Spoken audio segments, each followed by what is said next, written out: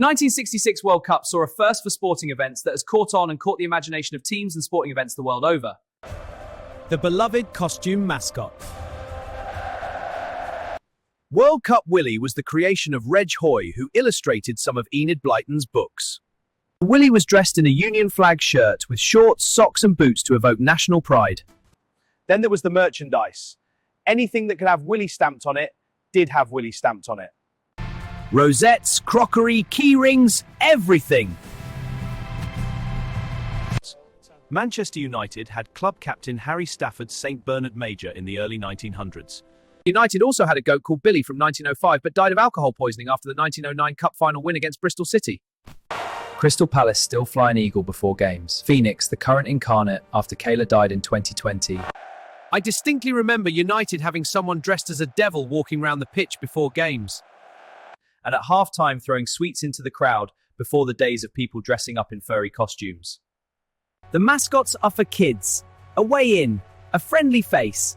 It can get a little confusing though. I'll never forget Matt, who sits behind me at United, bringing his nephew when he was about 5 and him asking, why doesn't Fred the Red play? To a 5-year-old, it's a perfectly reasonable question. I mean, he couldn't have been any worse than David Bellion. There's an annual race for mascots. It used to be just football teams' mascots, but got changed to any old mascot as long as they were appropriately dressed in mascot attire and weren't an everyday performer. The race in the early days was dominated by Chris Williams, who was inside Oldham Athletics' Chaddy the Owl. Chaddy's attire helped him greatly, as the costume didn't have big clunky feet and sported normal football boots. Then there's the anti-mascots.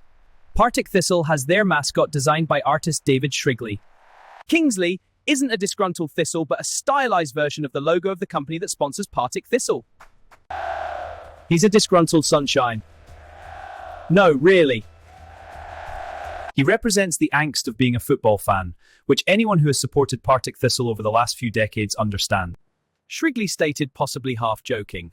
Kingsley may look annoyed, but Swansea's Cyril the Swan and Millwall's Zampa the Lion really did get annoyed in February 2001. There had been an incident 3 years earlier when Cyril had kicked a ball at a Millwall player and celebrated Swansea's goals a little too exuberantly. The 2001 incident was pure farce. Zampa had his head knocked off by Cyril, who then volleyed it into the away end. If Cyril the Swan and Zampa the Lion was farce, Wolverhampton Wanderers' Wolfie the Wolf and Three Little Pigs provided by double glazing company Cold Seal was pure pantomime. A kickabout at half-time. Lead to a poorly timed tackle from Wolfie. And the pigs got upset. One of the pigs lost his head! Quite literally, and one possibly the same pig ended up with a split lip when punches were thrown. The mascot world is an insane one. Some represent their clubs and some represent sponsors. West Bromwich Albion for a time had both. In 2018-19, West Brom introduced Boilerman as